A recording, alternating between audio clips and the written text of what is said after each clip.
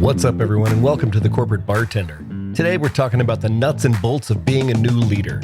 If you lead people or have led people, you probably went through this. And if you're like most, you didn't have a lot of great tools to help. We're going to fix that today. We've got Kelsey Neff on the program. Don't know Kelsey? Stick around. She's a writer, activist, entrepreneur, and lover of all the wonderful complexities of humanity. She founded By Design Consulting in 2020 in response to the need for leadership support and workforce development. She improves company cultures by focusing on two components, systems and people. Two things we love here at The Bartender.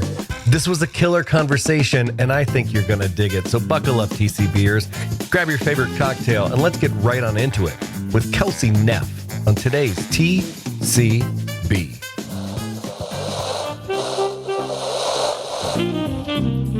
Welcome to SkyTeam's The Corporate Bartender, where we gather some of the best HR and people leaders to discuss what's happening on the people side of business. Now pull up a stool, belly up to the bar, and join us for The Corporate Bartender.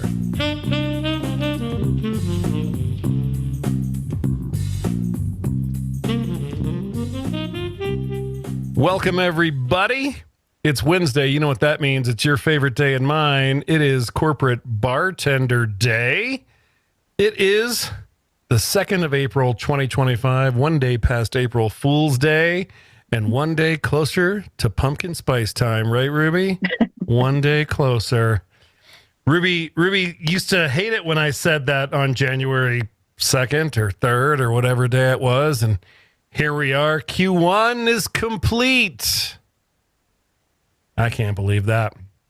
This Q1 has felt like mini Qs. Many Qs. It is the 221st time that we've gotten together with this group of awesome people. And I don't have any words of advertisement today, but I didn't want to take this slide away because I love this slide, because it opens the bar and convenes our hangout time. And that's what we're doing today. Hanging out. Today's going to be a fun day. You know, I like to say it. We have a guest. We have Kelsey Neff. She's the person that you do not recognize in your view here. She's the author of a book called 52 Weeks of Impact, a guidebook to your first year of leadership. We'll get into that conversation, talk about her book, what she's got coming up, and what's next for Kelsey. And then we'll do our end of show ritual. But first, we've got a little housekeeping. And, you know, I like to let you know when we're going to be dark since we do this live most weeks. Well, coming up, we've got a 5-week hiatus because Ruby and I will be on the road April 23rd, April 30th, May 7th, 14th, and 21st.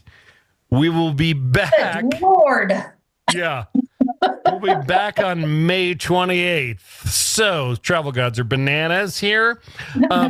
Before that blitzkrieg of travel, we have, you guys are going to love this one. So, we have an upcoming guest. His name is Doug Hall. He wrote a book called Proactive Problem Solving, the Organizational Engagement System Behind the World's Most Disruptive Bourbon Distillery. I was like, yes, apropos. That's the right answer for the Corporate Bartender. So we're going to do that the day after tax day on the 16th of April, and then we'll be gone for a bunch. But when we get back, we're going to have Tracy Austin on the program. She's an HR thought leader and host of a podcast called the People Strategy Podcast. And she has a concept that she's trying to pitch me on that she thinks we should do together called Drunk HR. And I'm like, hey, you had me at drunk. So that's what's upcoming in the next few weeks. Apologies for the darkness. But, you know, we've got like 100 episodes out there. If you haven't heard or seen them all, go look, go listen. Put it on while you're, you know, doing laundry. Learn a thing or two, get some housework done, do whatever you need to do. Wear it in the grocery store, wear it in the gym. Listen whenever. It'll be good. But today is all about Kelsey Neff. Kelsey's a writer, speaker, activist, entrepreneur, And I love this in her bio, lover of all of the wonderful complexities of humanity. Because who doesn't love that? She founded a consulting firm called By Design in 2020. She's doing all the things. And she wrote a book. And this book that you see here on the screen, it's called 52 Weeks of Impact, a guidebook for your first year of leadership. So we're going to talk all about what she's up to, how she came to write this book, what's going on, and what's next. But Kelsey, we didn't tell you. We didn't give you a warning. But we dance people onto the program. So let's give Kelsey a warm TCB welcome, shall we? Yeah, there we go. I love it. Keep that music going to the guest dances. Kelsey, thanks for being with us today. Thanks for having me. I have to say I did know about the dancing because I've been like a long time listener, first time caller. So it's just really exciting to be here. Excellent. I knew about the dancing. I was prepared. Right on. I love it. Well, hey, Kelsey, we always like to start with an origin story. Since you're a listener, you know how this goes. Tell us a little bit about how it started and how it's going, because I don't imagine this is what you thought you'd be doing back in the day. No, not at all. It's funny. Ever since I started the business, all of the parts of my life made sense, even though at the time I was making those decisions, I didn't really see how they were going to play out. So pretty cool. My origin story, I actually say, funny enough, starts in a bar. I was with some colleagues out drinking on Saturday night. Yep. We were having a good time. And it was funny to me because I was a program coordinator at a nonprofit and we did a lot of HR people ops type stuff. And so I was really good friends with a lot of my colleagues. And so we would all get together and hang out. And every time we were together, even in our social time, our weekend time, our evening time, we were not on the clock. All we did was talk about work. All we did was talk about how toxic our company was, what the problems were, what the issues were. So-and-so got offered $3 less per hour than her male colleague, or, I haven't taken a vacation day in 3 years, or I was told by my boss to shut up and do my job, just like story after story after story. Super fun. This is how we would spend our Saturday nights. Reliving it all. I mean, just reliving. Yeah. And just commiserating. And Kelsey, I appreciate it. And it doesn't sound super awesome. No, it doesn't. And this was typical, right? I had been working with these people for like almost 10 years at this point. They were amazing. We were great friends. And I just remember it hit me so hard this one time. And I remember looking around the room and being like, these people are incredibly smart and talented and driven. And how is it possible that we're all so consumed by this environment, right? That it's just, we feel like we're stuck here. We feel like we can't leave, but we don't feel like there's anything we can do to shift it or change it. And I just remember thinking how deeply wrong it was. It was just wrong that this organization is taking so much of these people's personal lives. And so that night I went back and I was like, nope, I'm done. Like I went home and I was like, we're going to figure out a way out of this. So I initiated a pretty strategic organizational shift at the company and went to the board of directors and said, hey, we got to shift these things. This is wrong. We need to really change. And I remember meeting with my director and he, I had this whole long list of all these things and suggestions for what I think we should do and how we should shift it and what the problems were and, the evidence that I had to back these things up. And at first he was kind of like flippant about it and just almost like joking. And then he got really serious and he looked at me and he said, how do I fix it? And it was like a lightning bolt hit me twice. And it was this realization that leaders don't always have the answers. And also I could fix it, but I can't necessarily fix it from the inside here. And so that was really where the inspiration for By Design came from. Of if these problems exist in this company and I have ideas and I'm really passionate about wanting to shift it, I can help other companies do the same. So I've been doing it for about 3 years, worked with a lot of great companies to just try and either build their foundation from the ground up, right? So I work with a lot of entrepreneurs, a lot of solopreneurs that are just starting their companies, just starting their teams. So we talk about how to really build a strong foundation with those things, or I get pulled into companies maybe that are struggling with some of those things. And so we work on how to just fix some things, really identify what the root causes are and what some solutions could be to just help them do what they do better and more efficiently, and just get rid of some of the nonsense problems that I think are so prevalent in so many companies, and they take a lot of time and energy. But like, once we just sit down and address them, we can work with it. It's just taking that time to first admit it, be ready and humble enough to admit that there's a problem, and then work really proactively together to fix it and create solutions. It sounds like when organizations run into the accidental culture problem, where you just end up with a culture that wasn't intentional and isn't cultivated or nurtured or held accountable to, and oftentimes those are the ones that tend to be more on the toxic side, I think.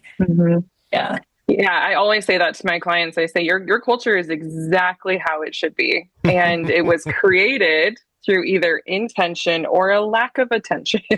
Right? So intention and attention, and if those two things aren't aligned, then it's gonna develop with or without you. So we always tell you gotta have control of that.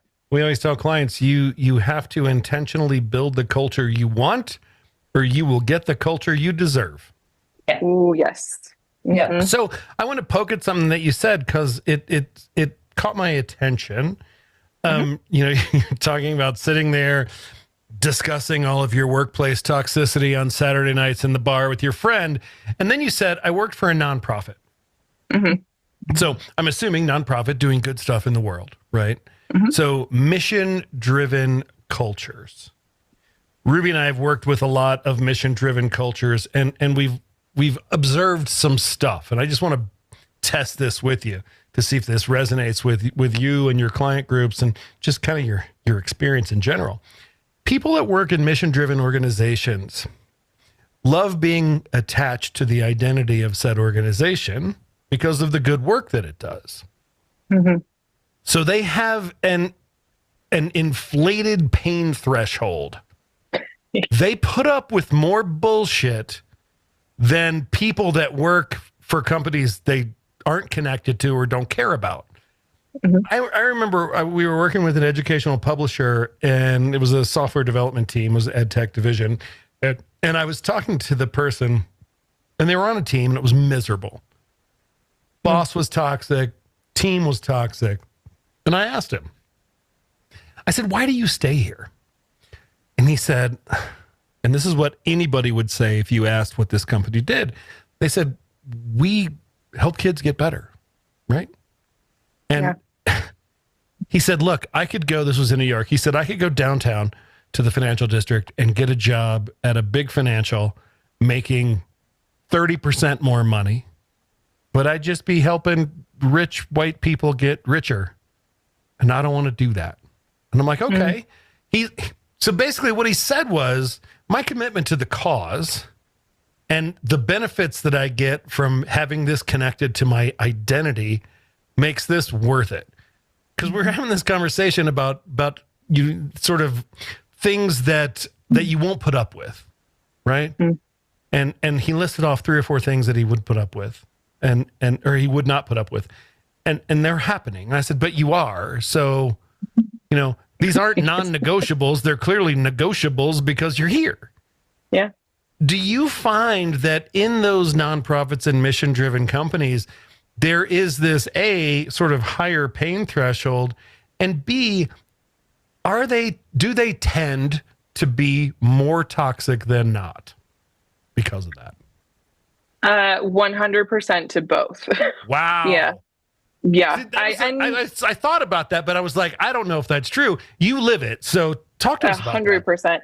Yeah. And I might be a little biased because, I worked in a nonprofit for 10 years, and then a lot of my clients are nonprofits. So I feel like I have a lot of, space in that industry.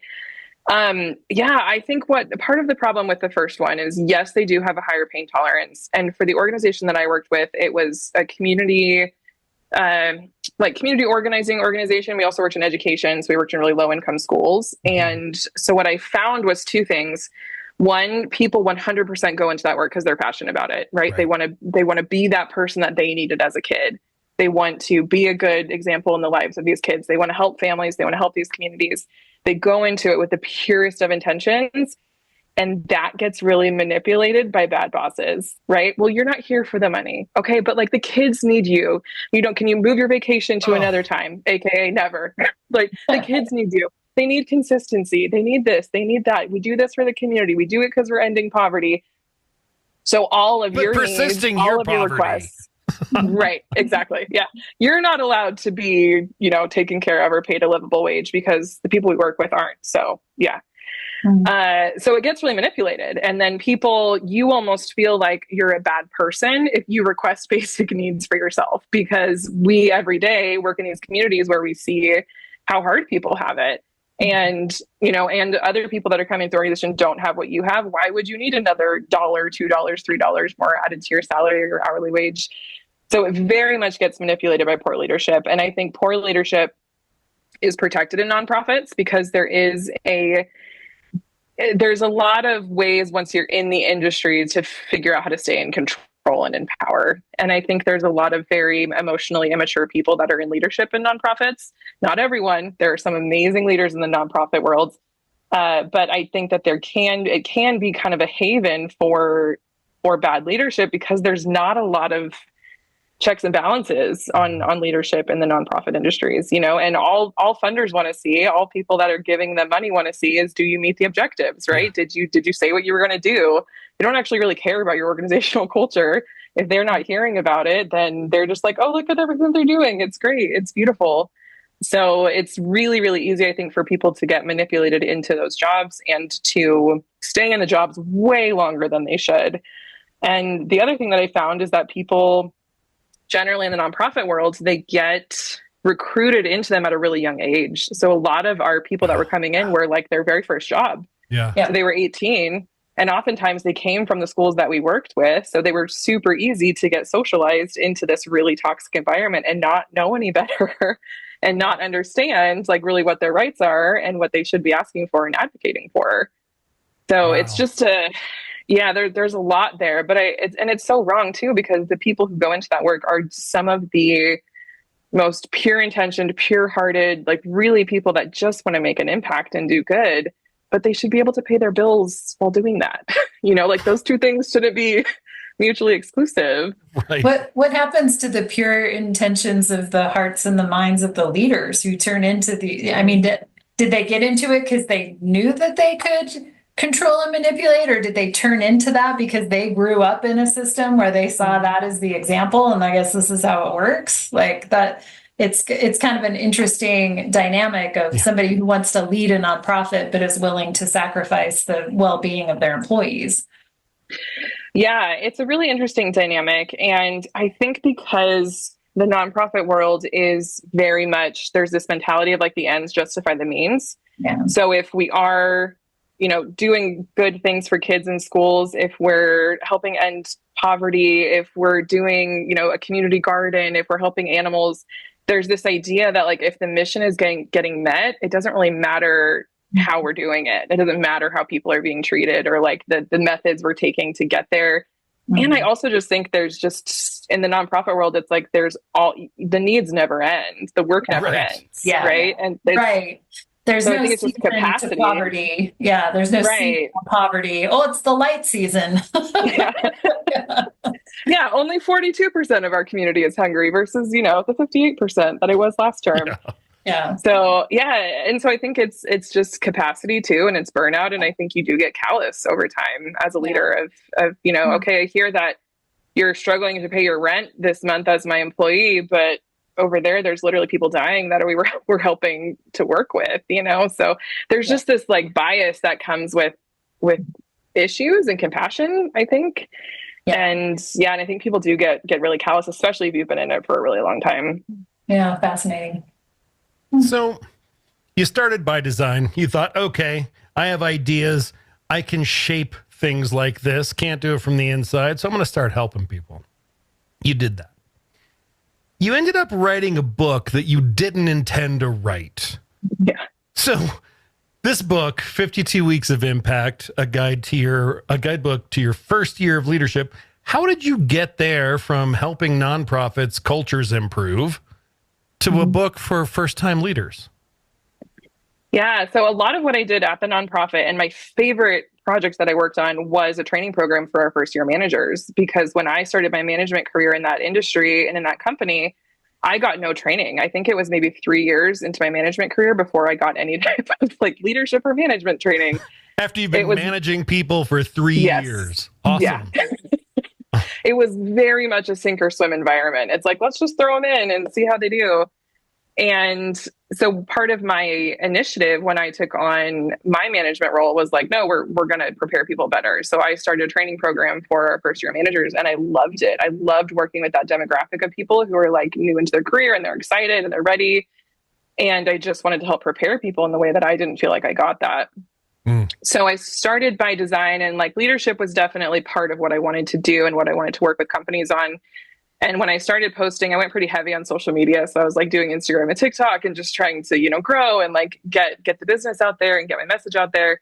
I've heard of this TikTok. What is it? Tell me about it. I'm just kidding. It's a singled thing. All the kids are doing it. So what I thought was people that are going to connect are going to be, HR leaders, and they're going to be directors, and they're going to be, decision makers at companies. And who it was, by and large, was first-time managers. They were the ones responding. They were the ones messaging me. They were the ones that were really clicking. And the stories were insane of people messaging me saying, I am drowning. I'm getting no support. I feel like I was thrown into this opportunity and told to teach myself to swim or I would drown, right? And I'm getting no support. I can relate to that. Yes. I'm like, that sounds very familiar.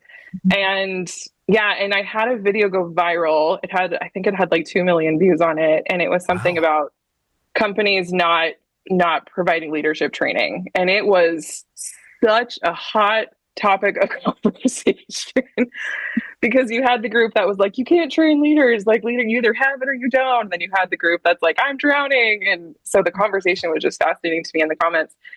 And and so I just realized like I really wanted to be able to give back to kind of this demographic of people and provide a really low cost, or I give it away for free a lot of times to brand new managers, just resource of like, this is everything that I have learned in 10 years of leadership experience. This is everything that, the hundreds and maybe even thousands at this point, people that I trained as a first-time manager. These are some things that they go through. Here's some resources. Here's some stories. And the other thing that I wanted it to be is also like a guided journal. So they get to document their milestones as they go through that year. What are your challenges? What are your successes? What do you want to remember from this month? Like, what was the big highlight? Because that year flies by so fast and you change so much. And at the end of it, it's cool to be able to look back and say like, wow, like this thing that I really struggled with in month 2 is now not even a problem because I've gained the skills and experience to be able to work on that. So it's like guidebook, it's resources, but then it's also kind of, it's just like a document and a token of your first year when you took this big step in your career. Cool. I like that. Yeah, I love the sort of journal aspect of it. We've had a few other authors on that have books in their portfolios where that's a thing. And it makes it so much more real. Like the thing that you just said, oh, that thing that I struggled with in month 2 is not even a thing now. You wouldn't even remember that thing that you struggled with. And, Ruby and I in our workshops, we talk about the power of negative self-talk and how we say things to ourselves that we would never say to other human beings. Having that sort of documentation trail, this is my HR personality coming out, that sucks to call personal growth documentation trail. Nice work, Eric. But to have that sort of document to look back at and go, oh, I actually have come a long way. Yeah. Because at the end of that first year, you're probably smack talking yourself as bad as you were at the beginning of that first year, irrespective of how much better you've gotten. Yeah. So tell us a little bit about the milestones in the book. How's it organized? Like if I'm a first-time leader and I crack open the book, what do I expect? What's number 1? Yeah. Yeah. So in the intro, I talk about just different things to keep in mind as you're going through it. So we talk about like what your intentions are really in coming to your leadership career. We talk about authenticity. We talk about I talk about responsibility and the accountability that we need to have with ourselves in being able to manage people's careers and people's lives, and like the responsibility that comes with that. And then each chapter is a different month. So I say, like, you can either read it month by month, right? So it can be kind of your like routine in the first of the month. You read that chapter to kind of see what might come up for you this month. Or you can read it all at once. Cause like if I was reading that in my first year of leadership, I wouldn't be able to just do it month by month. I'm a like, I got to finish it all type reader. I know. So I'm like, I gotta know where I'm going. I would do both. I would do both. I'd read the whole thing, and then at the beginning of each month, I would read that representative chapter, but I'm a nerd, so. Yeah, and that's what I would recommend too. Like, that's how I would do it, is I would read it all the way through, and then I'd go back and refer to it in lifetime to maybe do the guided journal parts. So yeah, each month is a chapter, and it just kind of goes through different things, right? So I think I either talk about it in month 1 or month 2, where you may see turnover, because every time there's a new leader in position, people are frustrated, or they don't like the new change, or they're, so then you may have turnover. That's really normal to happen when we have a new leader come into play. So I talk about how it's a normal process, and here's some things to think about if you're going through turnover, and here's some things to think about as you're onboarding your team members. And then a lot of the piece is just that strategic change also. So how do you go through the process of assessing your team, assessing your culture, and then really being intentional with any changes that you put into play? And I always advise people that you should not make any changes for at least 90 days. Like, your first 90 days are all about learning, all about understanding, all about really getting to the root of why things are the way they are before you make any changes into any type of culture or team environment. So yeah, so each month is like different strategies. I always tell stories of like my personal struggles in leadership, or stories of other people that I've worked with, and lessons that are tied to whatever the main initiatives are for the month. So yeah, and then at the very end, there's all these opportunities that they have. There's different resources for like, hey, here's some suggestions for team development. Hey, here's some suggestions for personal development. Hey, here's some suggestions for if you're doing strategic planning. So different challenges that they can do to try and look at those things. And then there's just the reflection pieces of what were their milestones, what did they learn, and what did they take away from the month. What a cool thing, right? I mean, I haven't seen too many offerings in this lane set up this way for this audience, right? Like, there's a lot of business books out there, but there's not a lot pointed at, hey, it's your first management gig. Welcome to day one. Here's a companion for you, right? Yeah. So I love that. And I love the integration of stories from somebody who's kind of been there, done that, got the t-shirt. Of all the stories in the book, Kelsey, what's your favorite story? So it was interesting. I wrote the first draft of the book in about a month. I got the inspiration, and then I sat down and did nothing but write for 3 weeks. And I had the first draft, and I was like, oh, this is great. This is really good. And then little did I know it would be a year of editing and rewriting and all of that. Yeah, but I started, right. They're way more than anybody tells you that they're going to be.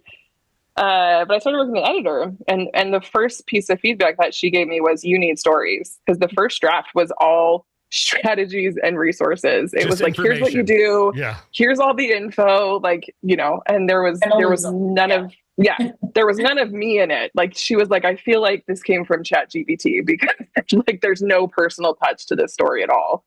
Yeah. So it was great feedback and super necessary. And I've heard from a lot of people since that the stories are their favorite part, because it just puts it into context of, 100%. The reality of it.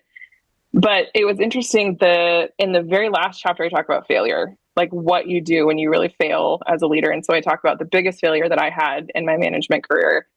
And it was the hardest to write. It was so difficult to sit down and write it and really kind of face myself in that moment of this was the greatest tragedy of my management career. And now I'm putting it out there for the whole world to understand and hear about. But it's a story of just how I really messed up. I hired the wrong person, and that person did something really horrible to another individual in our community. And it was funny, when I was hiring them, I had that moment of that intuition of this doesn't feel right. But, we were in a position of, I think I had to hire 200 people in 3 months, and I was just desperate. And I was like, I just need to get people in these positions. And yeah, so then I talk about the process of how I recovered both professionally and personally from that, and how I really just went to the mat. And when I met with my directors and they asked, like, who's accountable for this? Like, where do we mess up? And I was like, I am. It's 100% me, because I hired the wrong person. And then there was a lot of kind of failures that happened from people on my team. But I'm like, all of that is my responsibility, 100%. If my team doesn't know what to do, if they're not doing the right things, that comes back on me as a leader.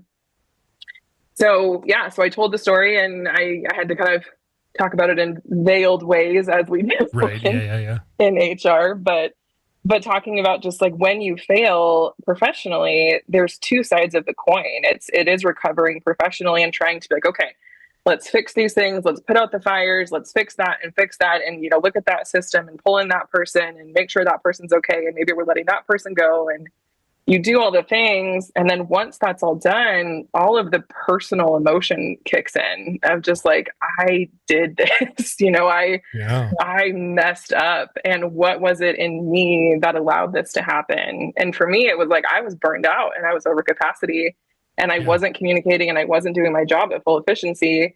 And sure, there's environmental pieces to that, but there's also like boundaries that I needed to set as a leader that I hadn't been setting. And being able to really advocate for myself in terms of like, I am not making good decisions for the organization. So I need to be able to advocate for myself in terms of slowing down the pace. Yeah. So that one's my favorite, just because it was the most real. It was the most honest and real. And a lot of people have talked about how that really hit them, because in leadership, we always talk about the successes. And we really need to talk about the failures, because we are human and we do fail. And that's a huge part of it. And if you're not failing regularly as a leader, you're not doing enough, because you need to take risks, right? And it's just a normal part of the job. And it's more about how you respond to it and how you recover from it than it is about it happening in the first place. And I think it's such an important thing for new leaders to understand early, is that their own vulnerability, their own accountability in making mistakes is a huge example to set for a team that makes that team, first of all, it builds trust that I'm human, I messed that up, I'm accountable, here's how I'm going to fix it, here's what I learned. Huge example to set, and it builds trust, right? So you also have an opportunity, maybe more credibility in giving somebody else feedback about where you're seeing some mistakes that they're making. To say, look, I've been there, I get it. Here, I want you to be successful. So that vulnerability, I think, is way under emphasized, and learning that earlier in your career, I think, pays huge dividends. Yeah. Yeah, nobody tells you that. You go, because nobody tells you anything. School, nobody tells you that, right? No, nobody tells you anything. And so you think, well, now I'm in charge. I have to have all the answers and I have to be perfect. Right. And if I'm not, I'm going to be found out, right? Imposter syndrome pops up, or I'm going to get fired, or right. All the fears that keep everybody locked down, either from like, now I can't make a decision because I'm terrified, or, maybe it goes the other end of the spectrum. I'm going to be so high control and so micromanaging that I can't let anything slip, Yeah. Well, I think just to build off of that too, Lori, like, as new leaders, like, we think we need to know everything, and then we just make a decision, and then people look at us and think, oh, they do know everything and they're doing this on purpose. So now they're writing stories about like what you've done, and that, oh, you must have done that on purpose. Well, you had a reason. So the vulnerability is so important. As You're said, just Lori, pulling things out of your ass at that point in time. Right. Yeah. Well, there's also a lot of liability in that too. Like, nobody can know everything. It's okay to admit, like, hey, I'm still learning these pieces too, and this is part of the process. And even if I don't know that, I'll figure out an answer for you, right? We'll find it together and we'll find a solution. And just I think that I talk too about ego in the book, and like, ego is an essential part of being a leader. It just is. Like, you almost can't do the job without having a little bit of ego. But you can't let it get out of hand to the point where you can't admit when you're wrong, you're not willing to change, you feel like you always know what's right, or you do have all the answers, because, you are still human and you are still learning. And again, like same thing with like, if you're not risking enough, if you feel like you're not learning and you're not growing, then you need to get a new job or you need to switch lanes, because it is a constant lifelong learning job being a leader.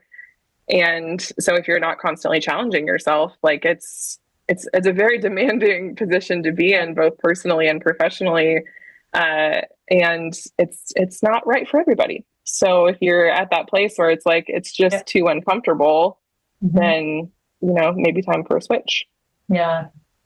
How much so two things popped in my head. One is, how much do you talk about, a lot of times people get promoted into their first leadership job from being an individual contributor on a team, that team or a different team. And then you have to make that transition from buddy to boss, right? I used to complain about management with all these people, and now I am management. Or, right, or my boundaries were far different with these folks than they need to be now. So, some people forget that they have to, there might be a difference there, or they just don't know how to do it, right? So is that something that you can talk about? Yeah, definitely. That is, honestly, that's way harder than I think coming into a new company. It's so much harder. And there's ways in which you think it would be easier because you're like, well, I already know the company and I know how things work and I know the people. But it's a lot harder to, again, figure out those boundaries, right? What are those new things, especially if you're overseeing the same team that you were just on, because you may be friends, you may have established relationships. And I do talk about that a little bit in terms of being really clear on, like, first of all, what the company guidelines are, like if there are company guidelines around socialization, around gossiping, around like all of those things, around having personal relationships outside of the office with your subordinates. Don't date someone that works for you. Yeah. PSA, all listeners, it's never a good idea, ever. It may be allowed in your company. Don't do it. Don't Terrible do idea. it. No. Yeah. One of you needs to find a new job. Just it's worth it. Yeah. So really understanding what the policies are, and then trying to figure out really what your priority is, right? So there are people that the priority for them is those relationships and just maintaining those relationships and saying, my friendships are going to come first. That's going to create a lot of difficult roads ahead for you professionally.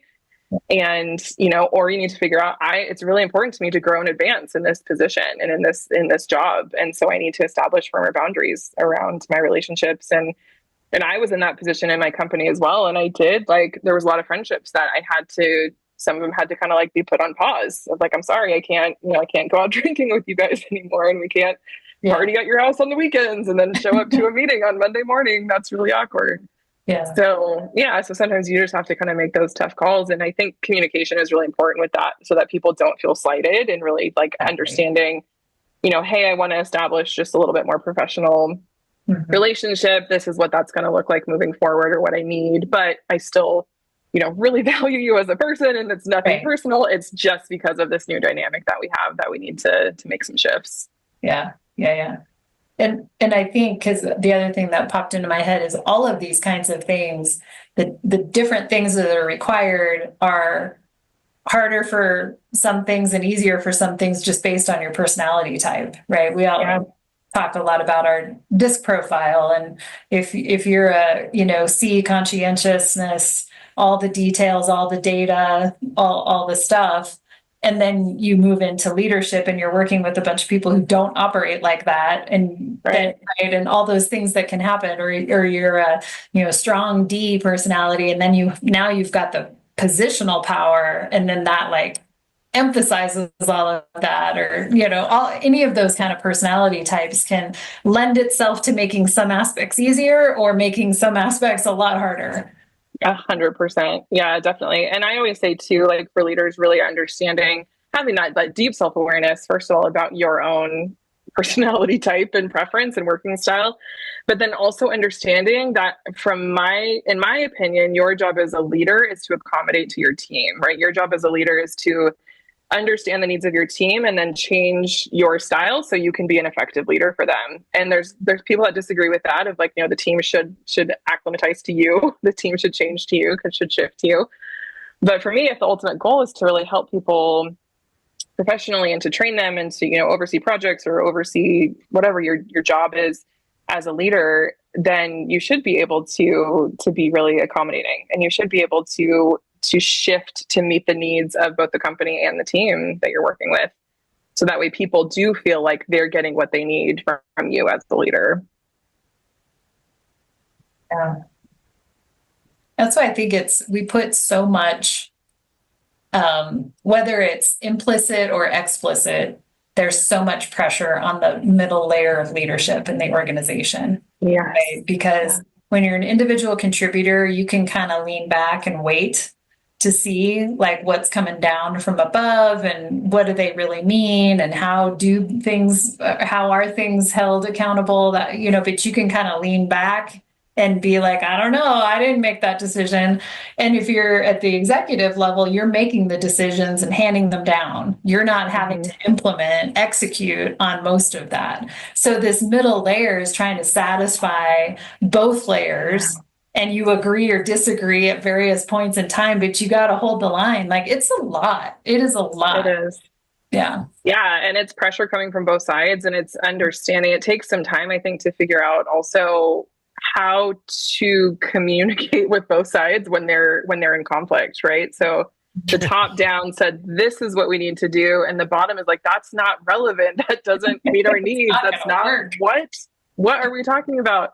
And then you have to figure out how to communicate with both sides and make both sides happy. It's a really, really difficult position to be in. Yeah. Yeah, it's tough. And that's why I think there's leadership aptitude that some people just have, and that's great. But there's a lot of people that don't have leadership aptitude. And you can see why they would struggle mightily, personally and professionally, in those roles, especially if they have no guidance or no, like, this is normal and here's your best way to get through this, and you're going to have to do all the flexing and stuff. Some people inherently get that, and other people do not. And it's like they're just running into a brick wall right and left. Yeah. Yeah, I definitely think leadership there's a way in which there's a part of it that I think can't be taught. And that is that desire or motivation to really work with people. Like, I think that there is this thing of like, you're a people person or you're not. Yeah. And if the idea of like conflict resolution and solving problems and all of that, maybe not so fun part of leadership, doesn't sound like a fun challenge to you, then you're going to have a hard time in a leadership position. Yeah. And I do think you have to have a high pain tolerance, because I think it does require a high level of growth and of personal development and accountability, and having that high level and discipline in your own growth. I think not a lot of people are wanting to do, especially when they're confronted with it on a daily basis in their job. Like, it's not just like, oh, on the weekends, I'm going to, figure out my personal development. But it's like, no, Monday through Friday, 9 to, let's be real, 6, 7 o'clock. I'm confronted with all the ways in which maybe I'm not communicating effectively. I'm not building relationships. I'm not doing this. I'm not doing that. So it really confronts a lot of those issues in ourselves. And I think that's a tough place for people to be in. So in the spirit of, I've asked you a couple of questions and you've told me things that surprised me. Like, I asked for your origin story expecting happy stuff, and you told me about Saturday night toxicity talk. I asked for your favorite story in the book, and you told me about a tragedy. So you are embarking on a new research journey. Tell me about the happiness surrounding this new research journey. What's the focal point, Kelsey? Oh, you're just setting me up for failure with this, Eric, because it's not happy. I'm just keeping it real. I know. We were talking about like that high pain tolerance. I think I really have that, because there's just the ways in which I'm like, okay, this whole thing is broken. I'm going to dive head first and we're going to figure that out. So new research project. I am wanting to really shift into really, really diving deep into toxic cultures, into the impacts that they have on people, and not just from a professional lens of, maybe they got fired or they got let go or whatever it might have been, but really how it impacts them on a personal level. So how does it impact your personal relationships? How does it impact maybe your next job, or how does it impact you if you're staying at that job? Does it impact your earning potential? Is it impacting your relationships with your kids, with your family, with your partner? So what are the ways in which these environments that we work in our professional lives really bleed into all these other areas of our life? So looking into doing research into the impacts that toxic environments have on people in a long-term way, right? So when I was working at the company that I worked at, and so I went to the board eventually, and we were working on some complaints, and there was people that had not worked at that company for 5 years that still would not put their name on that. They still had to be anonymous. So it was just so eye-opening to me in the ways that like these stories follow us, and it really follows us even after we quit the job or get fired from the job. So definitely moving into more research on that and understanding the impacts that these environments have on us, and also like if there is some common threads that happen at these companies, that we can provide resources to companies to prevent it, right? So if it is leadership, if it is communication, if it is, crisis management, whatever it may be, what really were the failures in these companies, and how can we learn from that to create healthier, more inclusive environments for our teams? Well, Kelsey, in the work that we do consulting with lots of clients across very diverse types of industry and spectrum, we can probably point you to a bunch of people that have had some very toxic experiences in their histories. That might be good research fodder for you. Yeah, that would be lovely. I'm currently collecting, just doing some general information of people that, may have stories or may want to participate. So I'm definitely still in the baby stages of it. We're looking for some funding for it and looking for kind of some research partners that may be good to pilot that. But yeah, if people have stories, if they want to participate, I would love to get in touch with them and hear what their experience has been. Well, that's a great segue into the where do we learn more about you? How do we get the book? How do we learn where to get the best tortillas in San Diego? Like, where do we go on the internet to find you? And I think you have something special for the folks, don't you? I do. Yeah, a couple goodies. So I'm most active on Instagram and LinkedIn. So they can definitely find me on Instagram. I'm by design consulting _BDC. My website is bydesignconsulting.space. So it's on Squarespace. So people are very confused by that, of why it is .space. And that is the website that is not .spacebar press. That is .space. .space. Yes. Thank you for that clarification. And then LinkedIn under Kelsey Neff. So I post a lot on there as well. And then the book is available on Amazon. You can get it on ebook, and you can also get a physical copy as well. But if you would like, I would be happy to send anybody a free copy of the ebook. I have an interactive PDF version, so that way people can kind of use the guidebook in a really interactive way. So I'm happy to send that free to anybody listening. And then also I have a self-assessment for toxic environment. So if you're like, do I work for a toxic company and how bad is it? I have actually a survey that you can take that will show you kind of a range of like, if you answered this, that's a pretty good sign that you're in a toxic environment. So super happy to send either of those goodies for free to your listeners. So all they have to do is just complete a small form. There's also a question on there if they do want to be contacted about the research project. Sure. Totally optional on that. But if they have a story that they want to share, then we're kind of in the initiation stages of collecting those. So I'll send you over the form for that if people want either of those goodies, and I'll send them over. Awesome. And do we just contact you via LinkedIn or hit you an email via your website and say, hey, we were listening, we want to get in on that? Or is there a special link to go to? Yeah, you can definitely do either of those, or I do have a link just to a Google form that'll just put your email in and have you answer those questions. And then I can send them over via email to people. Cool. Well, send me that link and I will make sure that link is in the show notes. And Kelsey, thank you so much. This has been awesome. What a great conversation. Thank you guys. Yeah, no, super fun. And I'm not kidding about that best tortillas in San Diego thing. She knows where to get them. So if that's all you want, at least fill in the form and she'll share the place to go. Happy to share that. Yeah. All right. We're going to get into our end of show ritual. We're going to do our funny things, our good feel story. Good feel story. So good today. I will cry again. I cried hard during this one. Yeah, it's awesome. It's a restore faith in humanity, like uplift, which, I think some of us need right now, if not most of us. All right. Silly things from the internet that made me laugh this week. Funny thing number one, this is from the dad file. When a family member needs a rest stop and dad is forced to watch all the semis go by after he spent the last 2 hours working so hard to pass them. Oh, dads. In the culture typecasting area today, dudes be like, how could you tell I'm from New York and this is them? And it's a picture of a wife beater on a piece of pizza. Wow. That made me giggle. I got a couple of animal ones here. This is the first animal one. It says, I didn't know hamsters deflated when they slept. Oh, that's cute. That's so cute. I've been doing a slightly altered diet regimen lately, and so I've been cooking a lot. And this one made me giggle. This is the why won't this fucking drawer open starter pack. Oh. We have all of those relevant. things in the same drawer. It's always the ladle. Yeah. Yeah.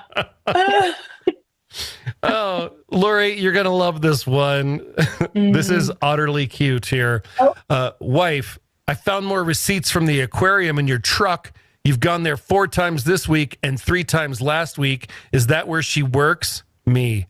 No, she lives there. Oh. He's holding hands with an otter. Utterly adorable. Utterly adorable. My favorite funny thing this week, because when I have trouble sleeping, I turn on the show Friends and I will immediately go to sleep because I know every episode. I've seen every one, 20 times. This made me giggle.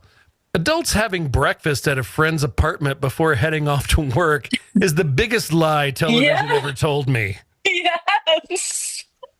I always thought that was a little weird when they're all over there having breakfast together. I'm like, really? Yeah. Really? Phoebe, you came all the way from uptown?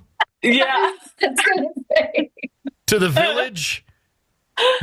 You live near the park. You came to the village for orange juice and cereal? I love that one episode where they're all sitting at the coffee shop and they're like, my boss doesn't like me. My boss doesn't really like me either. And then Joey's like, well, it's 11 o'clock and you guys are all here. Yeah. maybe that's why. Yeah. The wisdom of Joey. He's a philosopher. You just didn't know. Mm-hmm. We didn't know. All right, Steve's going to jerk some tears for you. Now Steve Hartman with some magical keys opening the door to a special kind of joy. Come on. Oh, Steve. Come on. Why, Aaron? Every week. But hey, remember how torqued off at humanity you were some point this week already? Yeah. Yeah. Restored. It may not last long. It's like a quick hit. It's like dopamine straight to your heart. Aww. That's so sweet. It's such like a niche interest. Like that's really cool that they share that. Yeah. All right. Well, today's semi-quarantine cocktail. I was busy today. I didn't have much time. It's generic beer. It's just beer in a can. Cut me some slack, all right? Some days it's hard to do this show for free. Yeah. And like I said last week, Ruby, it's my fucking show. I'll do what I want. It's your fucking show. It's not my fucking show. It's your fucking show. So beer in a can with just the word beer on it. 12 ounces of beer. Thank you so much for being here with us today. Thanks to Kelsey Neff for being here. Thanks to everybody that is tuned in and listening or watching this goofiness that we do most Wednesday afternoons. Have a good night, everybody. Let's go have some dinner. Thanks. Thank you so much for joining us today. If you had a good time and learned a thing or two at today's happy hour, please share it with your friends. If you want to join our tribe, head on over to skyeteam.cloud/TCB or email us at info@skyeteam.com. That's SKYE team.com. Thanks again, and remember, you've always got friends at the Corporate Bartender.